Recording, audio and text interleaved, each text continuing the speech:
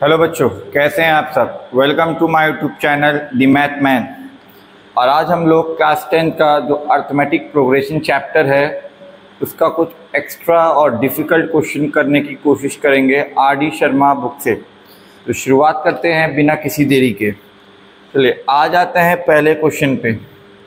Right the nth term of the AP। ठीक है, ये कुछ ऐसे AP दी गई है। अब जनरली होता क्या है कि जब AP आपका नंबर्स में दिया गया हुआ होता है तो बच्चों आप लोगों को काफ़ी इजी लगता है। यहाँ पे क्या है, ये अल्फ़ाबेटिक या अल्फ़ाबेट्स के टर्म में है तो थोड़ा कुछ बच्चों को यहाँ पे प्रॉब्लम फेस हो सकती है कैलकुलेशन करने में, इसलिए इस क्वेश्चन को कंसिडर किया गया है। ठीक है, तो यहाँ पे अगर हम लोग देखें कि आपका ये जो पहला टर्म है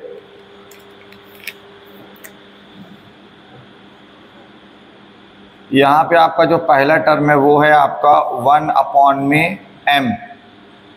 ठीक है, और आपका यहाँ पे जो डी अब आपको पता है AP से रिलेटेड कोई भी चीज़ अगर आपको फाइंड आउट करनी है तो आपके पास A पता होना चाहिए, फर्स्ट टर्म और कॉमन डिफरेंस। तो D का फॉर्मूला होता है आपका A2 माइनस में A1।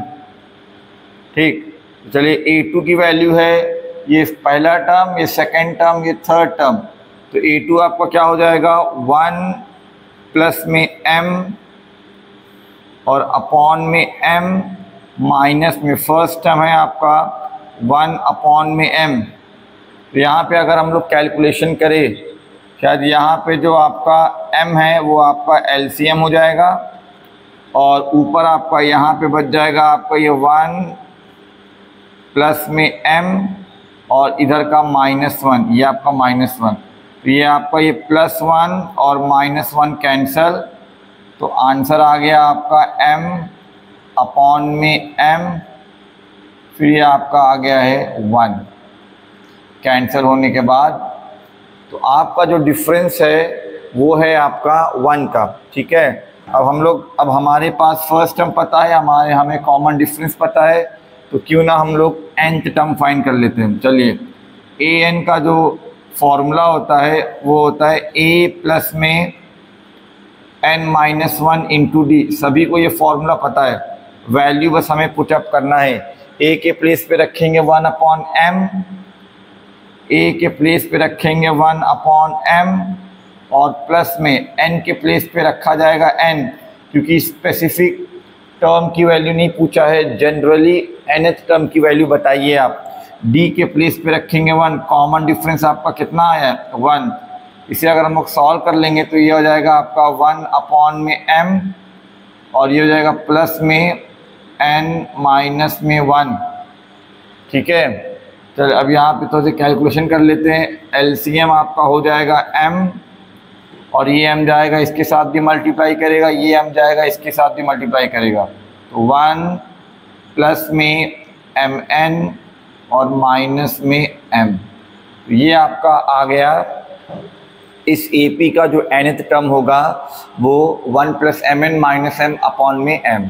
ठीक है, आई होप पूरा प्रोसीजर आपका सेम है, केवल आपको क्योंकि इस क्वेश्चन में अल्फ़ाबेट्स दिया गया है, कैलकुलेशन आपको प्रॉब्लम कर सकती है, इसलिए कैलकुलेशन को कैसे डील करना है, वेरिएबल अल्फ़ाबेट्स जब इन्वॉल्व हो जाए वो यहाँ पे आपको बताया जा रहा है। ठीक है, चलिए मूव ऑन करते हैं नेक्स्ट क्वेश्चन पे।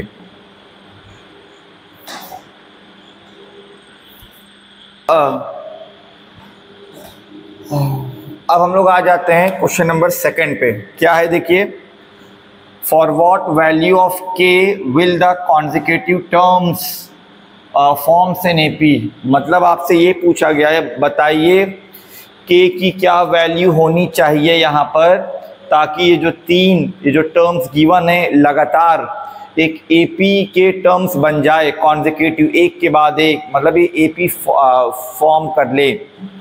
तो ये क्वेश्चन ज़्यादातर 1 मार्क्स में या 2 मार्क्स में ज़्यादातर आता है ऐसे ही टाइप का। यहाँ पे आपका वेरिएबल चेंज किया जा सकता है, p हो सकता है, x हो सकता है। ठीक है ना। ये देखिए अभी फिलहाल में 2016 और कई बार ये ऐसा क्वेश्चंस आता ही रहता है 1 और 2 मार्क्स के क्वेश्चन में। तो इसको अप्रोच कैसे करेंगे, आपको पता है ये आपका हो जाएगा, अगर ये एपी बनाएगा तो ये हो जाएगा फर्स्ट टर्म और ये हो जाएगा आपका सेकेंड टर्म और ये हो जाएगा आपका थर्ड टर्म, ठीक है। तो यहाँ पे जो k की वैल्यू पूछी है वो बोला है कि अगर ये एपी बनाए तो क्यों ना हम लोग एपी वाली कंडीशन को लगा करके ही k की वैल्यू को फाइंड आउट करेंगे, ठीक है। तो चलिए यहाँ पे पहले यहाँ पे लिख देते हैं since they form an AP, since they form an AP, ठीक है ना। तो इसका मतलब हो जाएगा क्या कि आपका A2 माइनस A1 ये आपको शायद देगा कॉमन डिफरेंस, है ना। और यही कॉमन डिफरेंस आपका फिर से मतलब आता है आपको रिजल्ट के तौर पे जब हम लोग A3 में से A2 को क्या कर दें, माइनस कर दें। अब यहीं पे हम लोग क्या कर देंगे, अब क्योंकि ये भी आपका D के इक्वल है और इसका भी डिफरेंस आपका D के इक्वल है तो ये दोनों आपस में भी इक्वल हो जाएंगे। तो ये हो जाएगा आपका A2 में से A1 मैंने माइनस किया और ये हो जाएगा आपका A3 में से A2 को मैंने माइनस किया, ठीक है। अब चलिए वैल्यू पुटअप कर दीजिए और फिर आप ट्रांसपोजिशन मेथड लगा करके k की वैल्यू को हम लोग क्या कर सकते हैं, फाइंड आउट कर सकते हैं। A2 की वैल्यू क्या है, यहाँ पे A2 की वैल्यू है 3k प्लस में 3 माइनस, ब्रैकेट में लगाइएगा। ज़्यादातर बच्चे यहीं पे गलती करते हैं क्योंकि A1 आपका सिंगल टर्म नहीं है, यहाँ पे बीच में ये प्लस लगा हुआ है क्योंकि साइन चेंज होगा इसलिए ब्रैकेट में लगाइए। तो ये हो जाएगा 2k प्लस में 1 इज इक्वल्स टू A3 आपका कितना है, A3 है आपका 5k माइनस 1 माइनस में A2 आपका क्या है, A2 है आपका 3k प्लस में 3, ठीक है ना।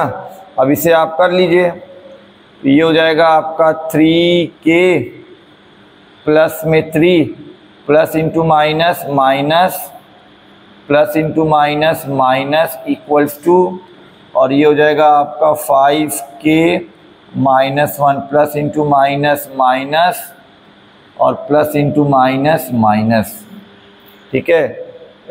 सारे k की वैल्यू को एक तरफ ले लीजिए, सारे नंबर्स को एक तरफ कर लीजिए, +3 और ये -2 तो ये हो जाएगा आपका 1k, +3 और ये -1 ये हो जाएगा आपका +2, +5k और -3k तो ये हो जाएगा आपका 2k, -1 और -3 ये आपका हो जाएगा -4। इस k को आप इधर कर लीजिए, इसको आप इधर कर लीजिए, इधर जब आएगा तो ये हो जाएगा आपका k माइनस में 2k और ये हो जाएगा आपका -2, ये हो जाएगा माइनस में 4, ये हो जाएगा -k और ये भी हो जाएगा आपका माइनस में 6। तो आपकी जो k की वैल्यू है वो हो जाएगी आपकी 6, ठीक है। फिर से एक बार रिपीट कर दे रहे हैं क्योंकि ये तीनों एपी फ्रेम कर रहे हैं तो इनके बीच में कोई भी दो कॉन्जिक्यूटिव टर्म्स लेंगे तो डिफरेंस आपका सेम रहने वाला है। वही जो एपी की डेफिनेशन होती है उसी को हमने कंसीडर करके सॉल्यूशन को स्टार्ट किया है। तो दोनों तरफ माइनस किया, वैल्यू पुटअप किया, सब जो अल्फ़ाबेट है के को एक तरफ किया, नंबर्स को एक तरफ, और आपका आंसर क्या आ गया, k इज इक्वल्स टू 6। चलिए मूव ऑन करते हैं क्वेश्चन नंबर 3 की तरफ। चलिए अब हम लोग आ जाते हैं क्वेश्चन नंबर 3 पर। क्या है देखिए, which term of the sequence, मतलब ये अर्थमेटिक प्रोग्रेशन है, ये is the first negative term. मतलब आपको बताना है कि कौन सा टर्म या कौन सी पोजीशन कौन सी पोजीशन है वो जहाँ पे जो वैल्यू आएगी उसकी जो वैल्यू होगी वो नेगेटिव में चली जाएगी और वो सबसे पहला होना चाहिए, क्योंकि उसके बाद क्योंकि सीरीज़ तो स्टॉप तो हो नहीं रही है, उसके बाद वाला भी मतलब नेगेटिव वाले रीजन में चला जाएगा, लेकिन आपको वो सबसे पहला टर्म बताना है, पोजीशन बताना है जहाँ पे आने वाली जो वैल्यू है वो नेगेटिव हो जाए। ठीक है, ये भी काफ़ी इम्पोर्टेंट क्वेश्चन है। ठीक है,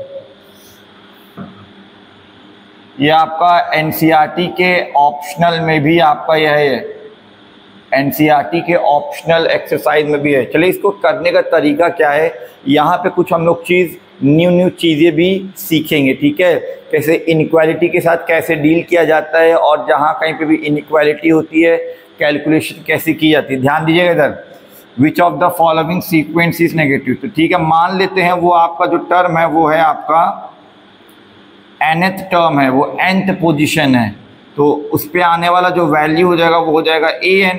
तो ये आपका क्या बोला गया है, ये आपका नेगेटिव होना चाहिए।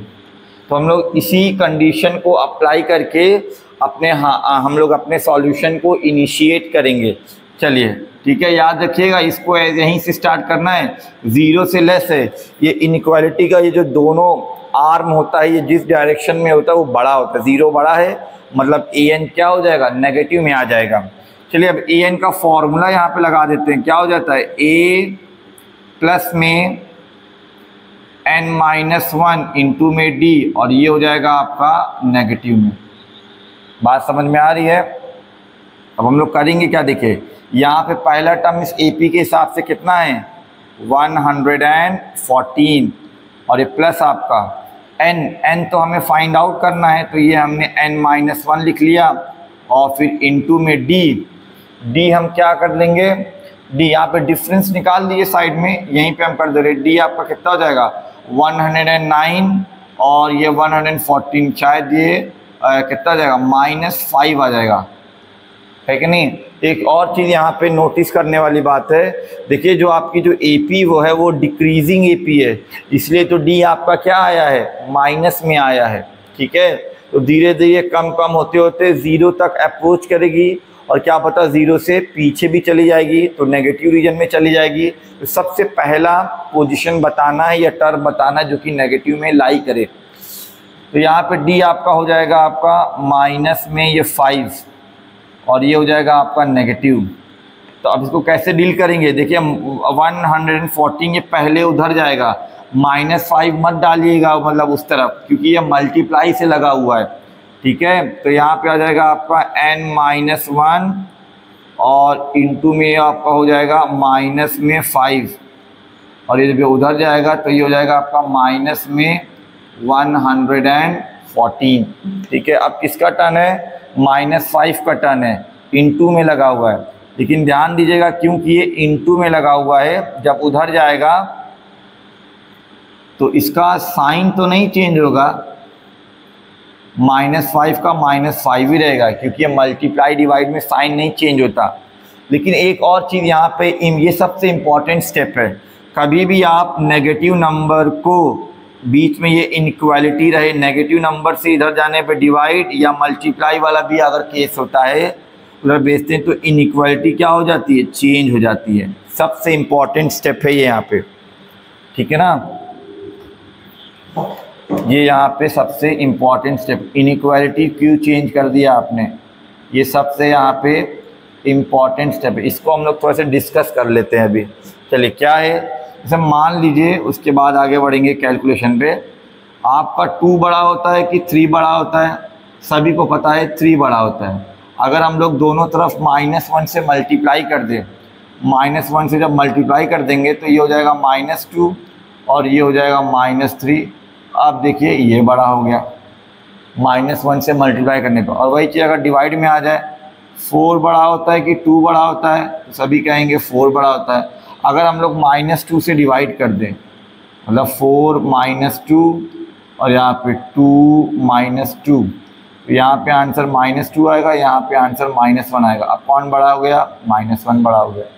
तो कभी भी नेगेटिव नंबर से डिवाइड या मल्टीप्लाई करेंगे तो इनइक्वालिटी रिवर्स हो जाती है, तो इसलिए मैंने इस तरफ घुमा दी। अब ये आपका माइनस और माइनस आपका क्या हो जाएगा, आपका कैंसिल हो जाएगा, और 114 5 से एग्जैक्टली डिविजिबल नहीं होता, कोई प्रॉब्लम नहीं है।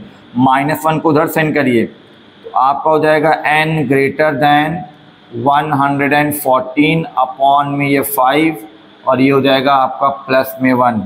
एलसीएम भी ले लीजिए, एलसीएम आपका हो जाएगा ये आपका 5, ये 5 उधर जाएगा तो 114 प्लस 5 ये आपका आ जाएगा 119। अब 119 को थोड़ा 5 से डिवाइड करिए, देखिए क्या मिलता है। 119 को 5 से डिवाइड करिए तो 5 2 ज़ा आपका 10, ये 1 बन जाएगा 9, 5 3 ज़ा 15, ये आपका आ जाएगा 4 और ये आपका आ जाएगा 0 बढ़ा दिया, 5 8 ज़ा 40। ठीक है, तो कितना आंसर आ रहा है? n is greater than 23.8। अब आपको पता है n जो होता है वो पोजीशन होता है, n जो होता है वो पोजीशन होता है और पोजीशन कभी भी डेसिमल में तो होता नहीं है और वो भी होगा भी नहीं, क्योंकि यहाँ पे देखिए बोल रहा है कि जो रियल में जो पोजीशन है n वो 23.5 से ग्रेटर है। तो अब आप बताइए, सबसे पहला फर्स्ट पूछ रहा है, सबसे पहला नंबर या इंटीजर में जो कि 23.58 से ज़्यादा होगा तो सबसे पहला होता है 24। तो देयरफॉर आपका n बराबर क्या हो जाएगा? 24। 25th वाला भी आपका नेगेटिव होगा, 26th वाला भी, लेकिन सबसे पहला जो होगा वो 24th होगा। ठीक है, पोजीशन इस एपी में जो 24th पोजीशन पे जो नंबर आएगा वो आपका सबसे पहला नेगेटिव होगा। अगर आपको ये आंसर को क्रॉस चेक करना है कि हम जो निकाले हैं वो सही है कि नहीं, तो चलिए हम आपको यहाँ पे साइड में निकाल कर मतलब इसे चेक कर देते हैं। चलिए हम लोग क्यों ना पहले A23 निकाल लें और फिर A24 निकाल लें। ठीक है, दोनों निकाल के दिखा देते हैं। A23 का मतलब A प्लस में 22 इंटू डी, डी है आपका माइनस में 5, यही होता ना। ये आपका कितना आ जाएगा? ये हो जाएगा आपका 114 plus minus minus 5 to the 10 और ये आपका ये कितना आ रहा है? देखिए +4 आंसर आ रहा है। और वही जब हम लोग A24 निकालेंगे तो A प्लस 23 इंटू -5 ये हो जाएगा आपका 114 plus minus minus 5 to the 15 1 5 to the 10 और 11। देखिए कितना आंसर आ रहा है? ये आ रहा है आपका -1। देखिए, तो सबसे पहला पोजीशन जहां पर आने वाली जो वैल्यू है वो नेगेटिव रीजन में लाई कर जाए वो आपका हो जाएगा 24। होप ये आपका न्यू टाइप का जो कॉन्सेप्ट वाला क्वेश्चन है ये आपको समझ में आया होगा, फर्स्ट नेगेटिव टर्म। चलिए मूव ऑन करते हैं नेक्स्ट क्वेश्चन पे। अब बात कर लेते हैं क्वेश्चन नंबर 4। क्या दिया हुआ है आपका? Right the sum of first and natural odd natural number, मतलब आपको शुरुआत के n और नेचुरल नंबर्स का सम निकालना है।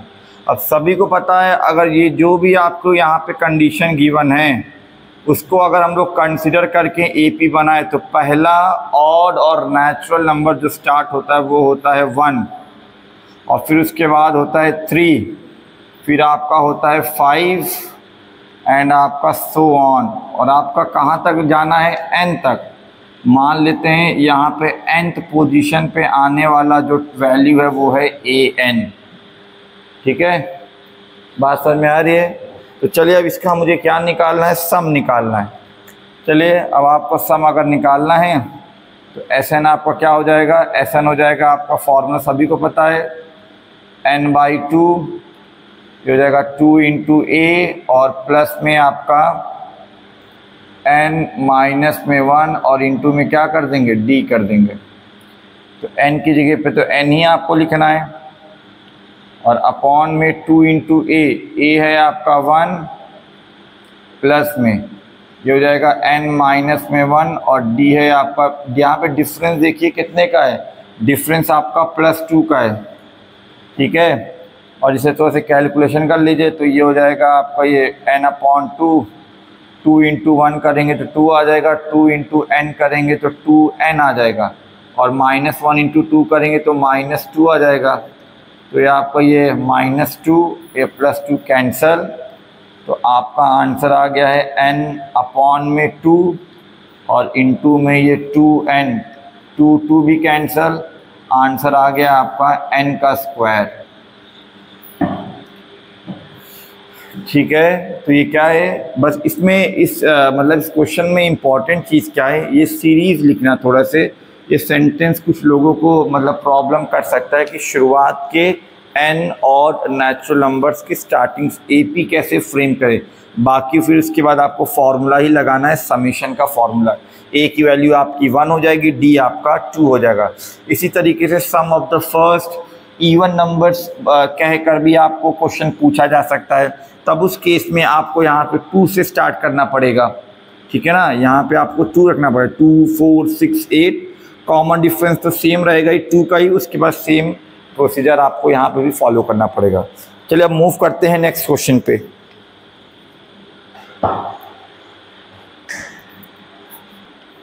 चलिए अब हम लोग आ जाते हैं क्वेश्चन नंबर 5 पे। तो देखिए यहाँ पे क्या गिवन है, थोड़ा से वेरिएबल का क्योंकि इन्वॉल्वमेंट जब भी क्वेश्चन में हो जाता है तो ज़रूर आप लोगों को, कुछ लोगों को या ज़्यादातर लोगों को प्रॉब्लम्स होती हैं। The sum of the first p terms of the AP is find its common difference. Easy सा क्वेश्चन है, वेरिएबल क्योंकि इन्वॉल्व हो गया है तो प्रॉब्लम कुछ लोगों को हो सकती है। तो शुरुआत के, जैसे हम लोग शुरुआत के n टर्म्स का मतलब होता है Sn, उसी का शुरुआत के p टर्म्स का जो सम है, मतलब ये हो जाएगा आपका S और छोटा से p लगाइए, n की प्लेस पे बस p लिखना है आपको। और ये कितना दिया हुआ है, AP का स्क्वायर और प्लस आपका b और p, और आपको निकालना है कॉमन डिफरेंस। चलिए इस तरीके का क्वेश्चन हमेशा इसी पैटर्न से किया जाएगा। क्यों ना हम लोग p को 1 रख के यहाँ पे क्या निकाल लेते हैं, S1 निकाल लिया जाए। ठीक है, यहाँ पे पुटअप कर सकते हैं, ये तभी ईजी होगा ना। कुछ लोग p को मतलब रख करके ही सॉल्व करते हैं, सॉल्व करने की कोशिश करने लगते हैं।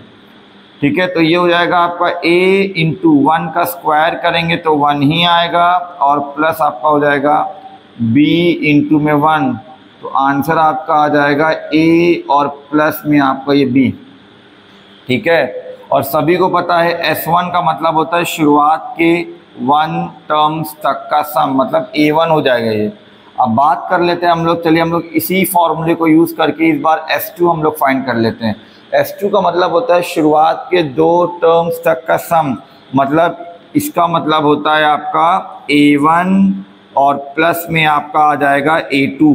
ठीक है, चलिए अब यहाँ पे पुटअप करते हैं 2, p की जगह पे 2 रखना है, बाकी सब a और b आपका सेम टू सेम रहेगा। ये हो जाएगा आपका a, 2 का स्क्वायर करेंगे तो ये हो जाएगा आपका 4, और ये हो जाएगा b और इंटू ये आपका 2 कर देंगे तो ये आपका आ जाएगा 4a और ये आपका आ जाएगा 2b। तो S1 भी आ गया हमारा, S2 भी आ गया।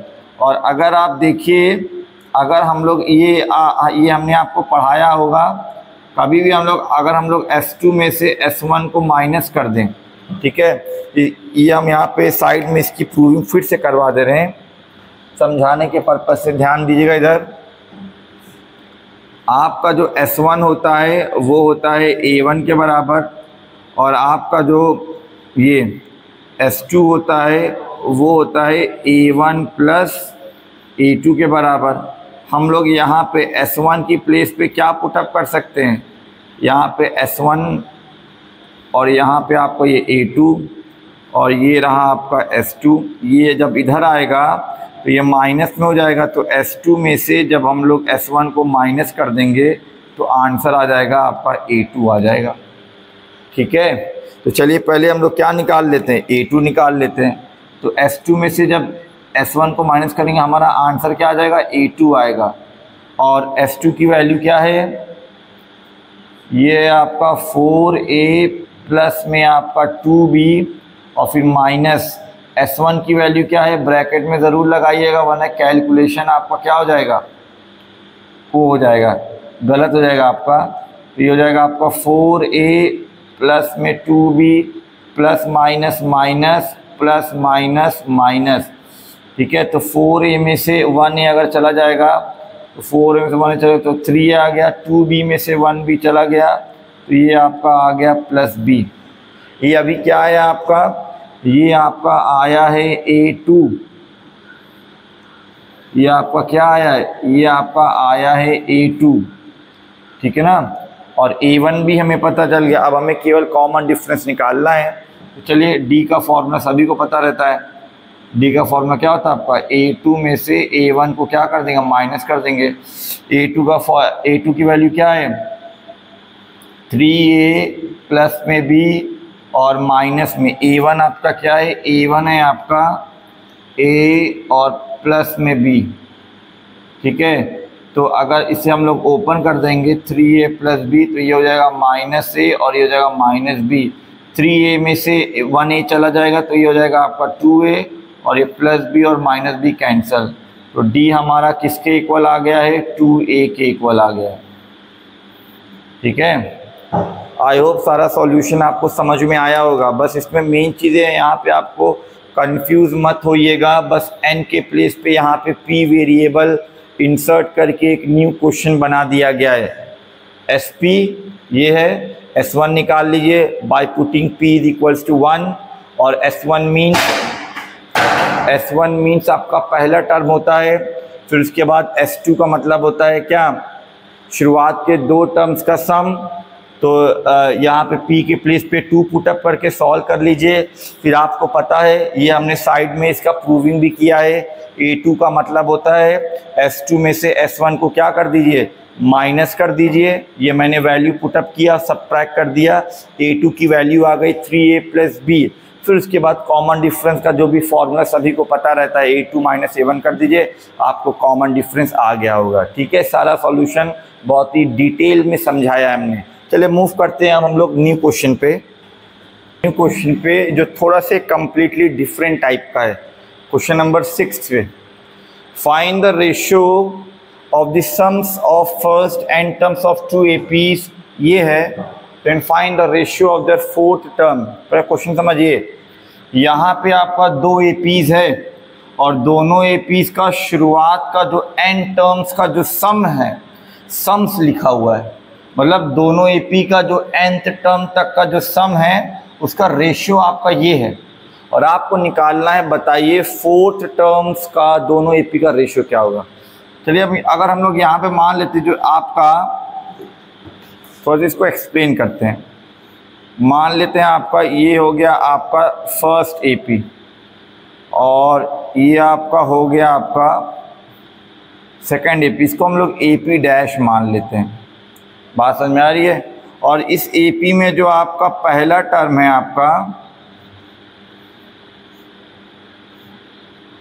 आपका ये जो पहला टर्म है इसे मान लेते हैं हम लोग A, और इसमें जो कॉमन डिफरेंस है,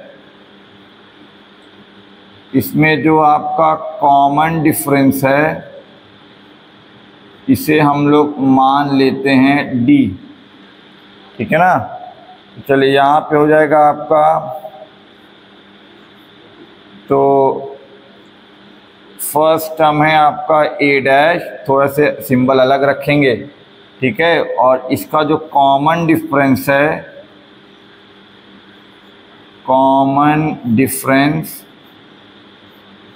इसका हम लोग मान लेते हैं D का डैश, ठीक है ना। अब चलिए जो हमें जो क्वेश्चन दिया हुआ है, क्या दिया हुआ है इधर हम लिख दे रहे हैं कि पहले AP का जो SN टर्म होगा उसे करेंगे SN से डिनोट, और दूसरे AP का जो SN हो जाएगा उसे हम लोग मान लेंगे SN डैश, ठीक है। और इसकी वैल्यू आपको कितनी गिवन है, ये दिया हुआ है आपको 5n और प्लस में 13 और अपॉन में 7n प्लस में 27। यही क्वेश्चन है ना, 7, ठीक है। अब और हमें फाइंड क्या करना है, उनका फोर्थ टर्म का रेशियो, मतलब पहले AP का फोर्थ टर्म हो जाएगा A4 और दूसरे AP का फोर्थ टर्म हो जाएगा A4 और डैश, ये इज इक्वल्स टू हो जाएगा आपका क्वेश्चन मार्क, ठीक है। आप देख लीजिए कैसे इसे मतलब रिप्रेजेंट कैसे करना है। चलिए क्यों ना हम लोग यहाँ पे Sn का फॉर्मूला लगाते हैं। ठीक है, Sn का फॉर्मूला, तो यहाँ पे आपका Sn का फॉर्मूला क्या हो जाएगा, ये हो जाएगा आपका n/2। देखिए यहाँ पे n जो अल्फ़ाबेट है वो दोनों में सेम रहेगा। ठीक है, केवल a और d के लिए डिफरेंट सिंबल्स हैं।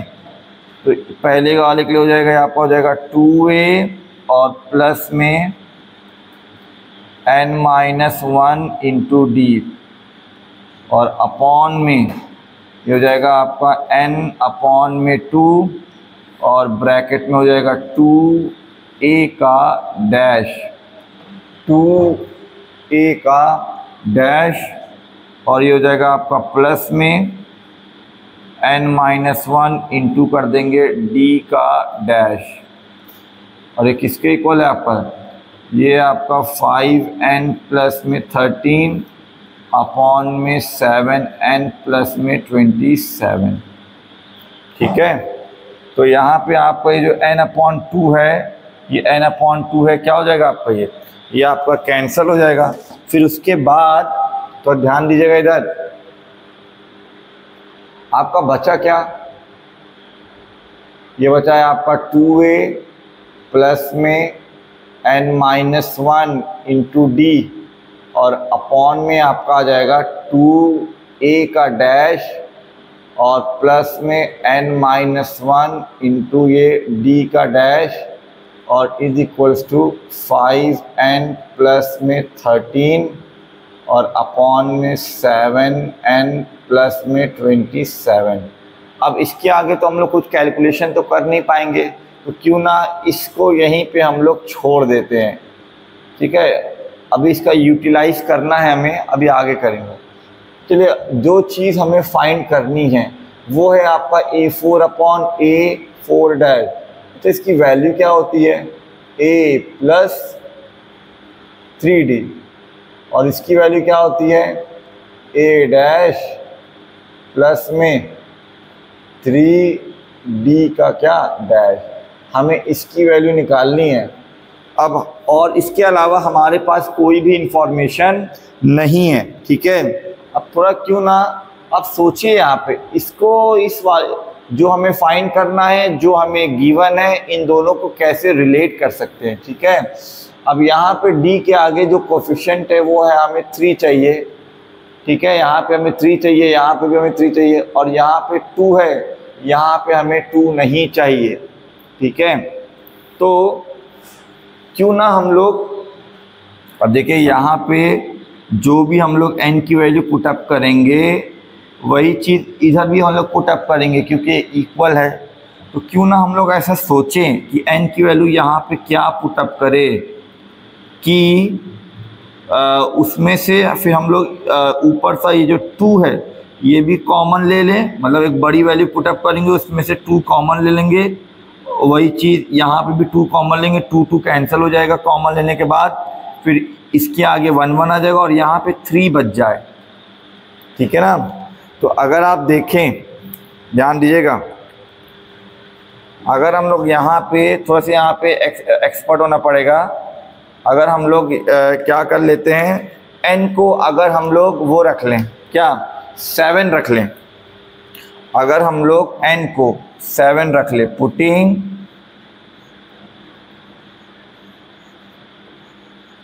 n is equals to 7 in equation 1, हमें d के आगे 3 चाहिए और a के आगे 1 कोएफिशिएंट चाहिए। तो देखिए अगर हम लोग n को 7 रख लेते हैं इक्वेशन 1 में, तो देखिए क्या मिल जाता है, ये हो जाएगा आपका 2a, ये प्लस में 7 माइनस 1, 7 माइनस 1 हो जाएगा 6d, और इधर भी आ जाएगा आपका 2a डैश, और ये हो जाएगा आपका 6d डैश, और जब इधर 7 रखा है तो उधर भी हमें 7 रखना पड़ेगा। ये हो जाएगा 5 इंटू 7, और ये प्लस में 13, और ये अपॉन में 7 इंटू ये आपका हो जाएगा क्या 7, और ये प्लस में आपका 27।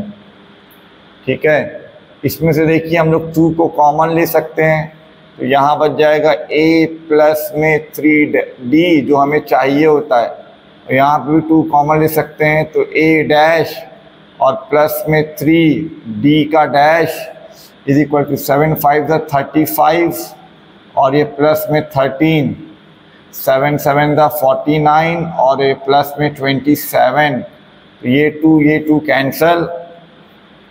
a प्लस 3d का मतलब होता है a4, a dash plus 3d dash का मतलब होता है a डैश 4 और ये हो जाएगा 8 और ये हो जाएगा 4 48 और ये हो जाएगा 16 1 और 6 और ये 7, ठीक है ना।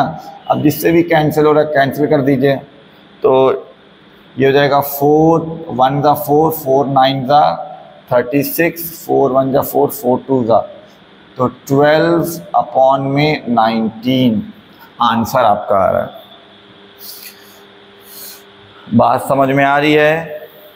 हमें ये समेशन दिया हुआ था तो हमने उसे लिखा, फॉर्मूला पुटअप किया, सिंबल्स डिफरेंट यूज़ कर लिए क्योंकि वो 2 डिफरेंट एपीज़ को बिलोंग करते थे। n/2 कैंसल, जहाँ तक हमसे सॉल्व हो सकता था हमने कर लिया। उसके बाद जो हमें फाइंड आउट करना था उसे हमने लिखा, a और d के टर्म में उसे लिखा।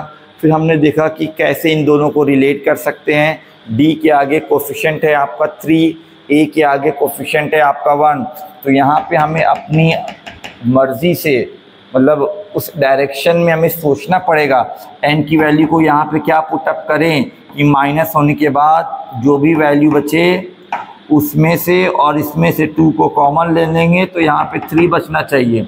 तो हमने देखा इस 7 को रख देंगे तो 7 - 1 6 हो जाएगा, 6 में से 2 को कॉमन ले लेंगे तो यहाँ पे क्या बच जाएगा 3 बच जाएगा।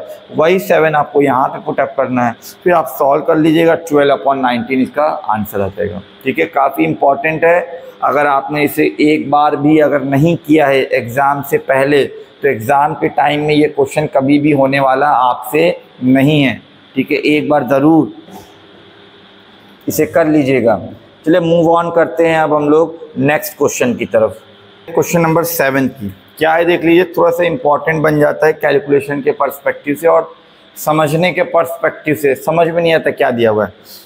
The ratio of the 11th term to the 17th term of the AP is, तो क्या दिया हुआ है कि किसी भी एपी का जो 11th टर्म है और उसी एपी का जो 17th टर्म है, ये कितना दिया हुआ है, ये आपका ये 3/4। कभी भी अगर आपको न्यू क्वेश्चन आता है बोर्ड एग्जाम्स में, कभी भी पूरा क्वेश्चन एक साथ नहीं पढ़ा जाता।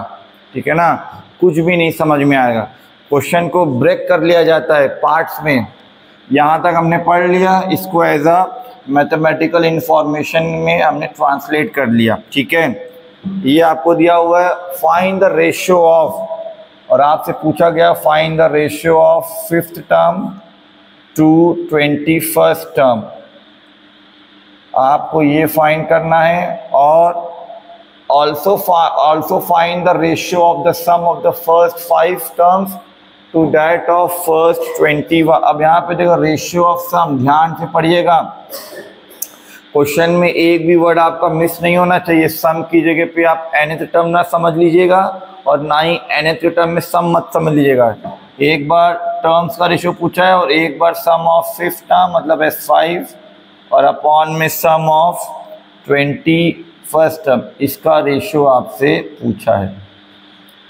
ठीक है, तो चलिए यहाँ से ये जो आपको गिवन है इसका हम लोग इंफॉर्मेशन को रिट्राइव करेंगे और फिर उसके बाद बाकी के जो आगे वाले हैं हमें जिनकी वैल्यू हमें फाइंड आउट करनी है उसमें हम लोग इसको यूटिलाइज कर लेंगे। चलिए यहाँ पे हम लोग देखें, यहाँ पे आप लिख दीजिए, यहाँ पे पहला टर्म ए है, कॉमन डिफरेंस आपका डी है, तो क्या हम लोग A11 के प्लेस पे a + 10d लिख सकते हैं और ये हो जाएगा आपका a + ये हो जाएगा आपका 16d, ये हो जाएगा आपका 3/4। क्यों ना क्रॉस मल्टीप्लाई कर लिया जाए, 4 × a 4a, 4 × 10 ये आपका आ जाएगा 40d, 3 × a आपका आ जाएगा 3a, 16 इंटू 3 आ जाएगा आपका 48D। इन सब को आप इधर ले, या ए को इधर ले जाइए, डी को आप इधर ले जाइए, ठीक है ना। ए और डी में रिलेशन आ जाएगा। जब इधर ले आएंगे तो 4a में से 3a चला गया, a बच गया, 48 में से 40 गया, तो ये आपका सिर्फ बच गया 8, ठीक है। आपका a की वैल्यू किसके बराबर आ गई है? a की वैल्यू 8d के बराबर आ गई है, ठीक है। अब चलिए इसको हम लोग फाइंड आउट कर लेते हैं, ये क्या चीज़ है। देखिए इसको हम लोग मान लेते हैं क्या, इक्वेशन 1, ठीक है। चलिए A5 का फॉर्मूला a प्लस में 4d और ये आपका आ जाएगा a प्लस में आपका आ जाएगा 20d, ठीक है ना, a प्लस में 20d।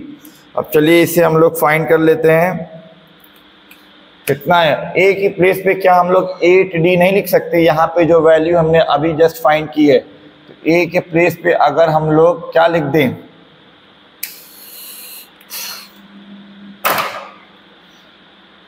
a की प्लेस पे हम लोग क्या लिख सकते हैं,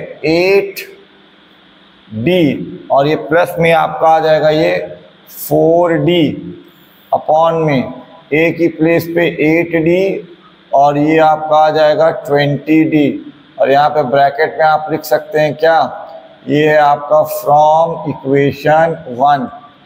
तो ये हो जाएगा आपका ये 12d आ जाएगा और ये हो जाएगा आपका 28d। तो आपको ये d और d कैंसिल हो जाएगा, 4 3 12, 4 7 28। तो आपका ये जो रेशियो आया है ये कितना आ गया आपका, ये हो जाएगा आपका 3/7, ठीक है। अब इसी तरीके से हम लोग रेशियो ऑफ S5 और आपका क्या निकाल सकते हैं हम लोग, S5 और S21। चलिए S5 का फॉर्मूला बोलिए, S5 का फॉर्मूला तो ये हो जाएगा आपका 5 अपॉन में 2 ब्रैकेट में 2a प्लस n-1, 5 - 1 4 और ये आपका d ब्रैकेट क्लोज, अपॉन में कर लीजिए, ये हो जाएगा आपका 21 अपॉन में 2 ब्रैकेट में आ जाइए, हो जाएगा आपका 2a, सेम AP है, डिफरेंट AP नहीं है, इसलिए ये हो जाएगा 21 - 1 20 और ये हो जाएगा आपका d।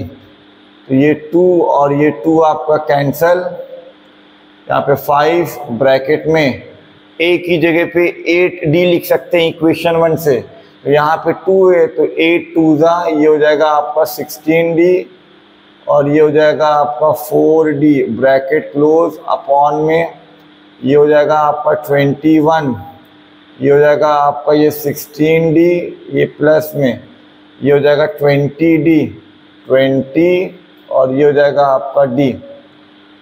तो ये हो जाएगा 5 अपॉन में 21, 16d प्लस 4 ये हो जाएगा आपका 20d और ये हो जाएगा आपका 36d, ये d और d कैंसल, तो ये हो जाएगा आपका 5 अपॉन में 21 और ये 20 अपॉन में 36, ये 4 5 4 9 और ये हो जाएगा आपका 25 अपॉन में 9 और 9 2 18, 25 अपॉन में 189, ठीक है। एक रेशियो आपको गिवन था, फॉर्मूला लगाया, क्रॉस मल्टीप्लाई किया, a और d में रिलेशन फाइंड कर लिया, फिर किसी का भी रेशियो पूछा जाए फॉर्मूला लगाइए करस्पॉन्डिंग, a की यहाँ पे वैल्यू पुटअप कर ली, कैलकुलेट कर दिया, पूरा का पूरा d के टर्म्स में आ गया, d कैंसिल हो जाएगा, एग्जैक्ट आंसर आ जाएगा। और वही काम हमने वहाँ पे भी किया है, बस वहाँ पे समेशन पूछा गया। आई होप सारा सॉल्यूशन आपको समझ में आया होगा। चलिए मूव ऑन करते हैं अब हम लोग नेक्स्ट क्वेश्चन पे आपको क्या निकालना है, for the given AP try to find out the middle terms, मतलब बीचों बीच में जो पोजीशन है, चाहे तो एक टर्म भी बीचों बीच में आ सकता है या तो 2 टर्म भी आपका बीचों बीच में आ सकता है, ठीक है। उसकी वैल्यू बतानी है, find the middle terms, position नहीं पूछी। तो कभी भी मिडिल टर्म वाला प्रॉब्लम आए तो सबसे पहली चीज़ तो जो आपको एपी गिवन होगी वो आपकी फाइनाइट एपी होगी, ठीक है। तो सबसे पहले आप पता कर लीजिए ये जो लास्ट टर्म है 241 ये कौन से पोजीशन पर है, ठीक है। तो यहाँ पे हम लोग सबसे पहले पता करेंगे ये आपका कौन से पोजीशन पर है। तो ए की वैल्यू है 7 और आपका डी 13 में से 7 जाएगा, 13 में 7 जाएगा 6 और ये जो ए एन है ये किसी पोजीशन पे है तो ये हो जाएगा आपका 241 और इसी पे हमें क्या निकालना है एन, एन बराबर हो जाएगा आपका क्वेश्चन मार्क। सबसे पहले इसकी पोजीशन निकाल लेते हैं, ठीक है। चलिए ए एन का फॉर्मूला लगा दीजिए। तो आपका जो ए एन है ये दिया हुआ है कितना 241, ए एन का फॉर्मूला होता है ए प्लस में एन माइनस 1 इंटू क्या कर देंगे डी इज इक्वल्स टू हो जाएगा आपका 241। ए की जगह पे लिखिए, ए की जगह पे क्या लिखेंगे 7 और प्लस में और ये हो जाएगा आपका n माइनस में 1 और इंटू डी और डी है आपका यहाँ पे 6, ये हो जाएगा आपका 241। 7 को उधर करेंगे तो आ जाएगा आपका n माइनस में 1 और इंटू में आ जाएगा आपका ये 6, ठीक है। 241 में से जब 7 जाएगा तो आंसर आपका कितना जाएगा तो 234, ठीक है। अब 6 का टर्न क्या है डिवाइड में जाने का, तो जब 6 डिवाइड में जाएगा तो 2 6 4 ज़ा या 6 3 ज़ा 18 और आपका बच गया है कितना, आपका बच गया है 5 6 9 ज़ा 54 तो आपका n आपका आ जाएगा कितना 40। तो मतलब ये जो आपका 241 है ये कौन से पोजीशन पे है 48th पोजीशन पे है, ठीक है ना। अब यहाँ पे हम एक केस समझा दे रहे हैं मिडिल टर्म निकालने का तरीका क्या होता है, ठीक है। अगर आपका टोटल नंबर ऑफ टर्म्स अगर आपका जो n है अगर ये ऑड नंबर आए, टोटल नंबर ऑफ टर्म्स अगर ऑड ना आए तो आपका ये जो मिडल पोजीशन होता है, मिडल पोजीशन ये आपका होता है n प्लस में 1 और अपॉन में 2 पूरे में डिवाइड है ये वाला जो पोजीशन होता है ये आपका मिडल वाला होता है, ठीक है। और अगर आपका n जो है वो क्या हो जाए, अगर आपका n जो है वो इवन हो जाए, इफ n इज इवन तो आपका जो मिडल पोजीशन आ जाएगा, मिडल पोजीशन ये आपका आ जाएगा क्या, एक हो जाएगा आपका n अपॉन में 2।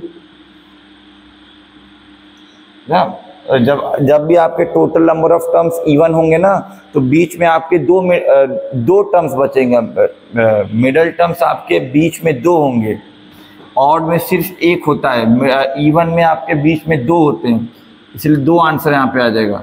एक हो जाएगा n अपॉन 2 और एक हो जाएगा n अपॉन में 2 और प्लस में 1। यहाँ दीजिएगा, यहाँ देखिएगा, यहाँ पे सिर्फ n के नीचे डिवाइड है, यहाँ पे पूरे के नीचे डिवाइड है, ठीक है ना। एक हम यहाँ पे एग्जाम्पल के थ्रू भी समझा दे रहे हैं कैसे। देखिए अगर हम 1 2 3 4 5 एक ऑड नंबर है तो बीचों बीच में देखिए कितने नंबर बचे, 1 एक ये कैंसिल, एक ये भी कैंसिल, बीच में देखिए केवल एक बचा है। और यहाँ पे अगर मान लीजिए 6 ले लेते हैं, 1 2 3 4 5 और 6, एक पोजीशन ये गई, एक पोजीशन ये गई, एक पोजीशन ये गई, तो बीच में देखो कितना बच गया, 2 आपका बच गया, ठीक है। तो चलिए तो इवन वाले में बीच में 2 पोजीशंस होते हैं, ऑड वाले में सिर्फ 1 पोजीशंस होते हैं। अब क्योंकि यहाँ पे हमारा जो आंसर आया है वो है 40 आपका इवन नंबर होता है, तो यहाँ पे लिखेंगे सिंस आपका जो n इज इवन तो देयरफॉर जो आपका क्या हो जाएगा, जो आपका मिडल पोजीशन हो जाएगा, मिडल पोजीशन। तो मिडल पोजीशन आपके दो आएंगे, एक हो जाएगा आपका n/2 मतलब 40/2 करेंगे एंड ए का हो जाएगा आपका 40/2 और प्लस में क्या 1।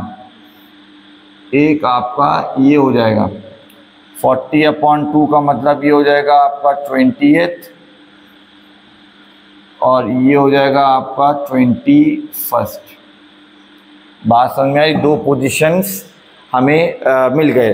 अब इस पोजीशन पे आने वाले जो वैल्यू है उसी को कहते हैं मिडल टर्म्स।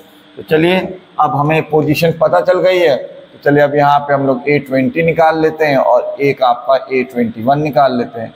A20 का मतलब हो गया A प्लस 19D। A की वैल्यू है 7 और 19 इंटू D की वैल्यू है यहाँ पे 6, तो ये आपका 7 हो गया। तो 9 6 54, 5 कैरी, 6 में 11 और ये आपका आ जाएगा कितना 11 1 कितना हो गया ये 121 और ये आपका आ जाएगा A प्लस में 20D। ए आपका है 7 और ये हो जाएगा 20 इंटू डी आपका कितना है, डी है आपका 6, तो ये हो जाएगा 7 प्लस में 127 ही ना, हाँ, तो ये हो जाएगा आपका 127। ठीक है, तो ये हो गया इस एपी के लिए मिडल टर्म में आने वाली वैल्यू।